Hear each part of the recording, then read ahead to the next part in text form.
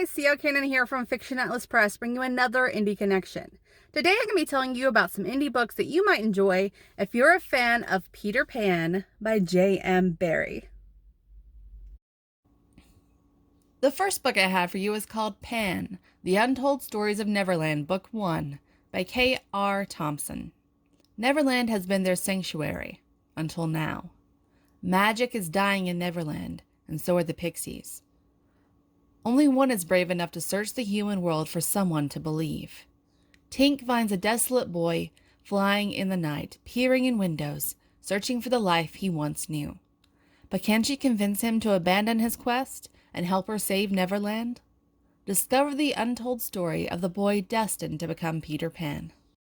The next book I have for you is called Hook and Crown by Nicole Knapp. You've heard of Neverland and its inhabitants, fairies, pirates, mermaids, and a boy who didn't want to grow up. But you can't always believe the stories. Elena Hart arrives in London, bound for a new boarding school operated by her estranged uncle. A fresh start is exactly what she needs. But when strange things begin happening, things she can't explain, she begins to wonder if she has lost her mind.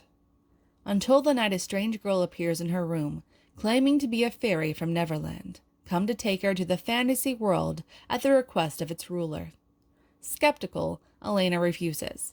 But the following night a young man with strange green eyes appears, and though she tries to resist his charms, something about him draws her in, and Elena is whisked away from the world she knows, to a world she always thought was make-believe.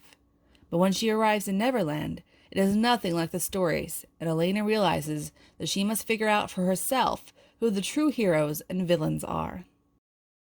The third book I have for you is called Neverland by Anna Catmore. Strange things are happening in Neverland. Although Angelina McFarlane loves reading fairy tales, she never dreamed of falling right into one, literally. But who is this flying boy who saved her, and why doesn't he want to grow up? Desperately trying to find a way off this cursed island, Angelina runs into a ruthless pirate. Hook captures her and keeps her trapped on the Jolly Roger to lure the flying boy out of his hiding. But is James really the heartless man she heard about? The more time Angelina spends with him alone, the more she starts to wonder who actually is the bad guy in this story and who isn't. And the last book I have for you is called Second Star by J.M. Sullivan. Wendy Darling worked her entire life to rise through the ranks of the prestigious Londonere Brigade. Now as a captain, she has everything she's always wanted, including a ship and crew of her own. But when the brigade receives a strange transmission from the legendary James Hook, lost 100 years earlier in an uncharted space and presumed dead, Wendy is willing to risk all to rescue her hero. She races to the planet known only as Neverland.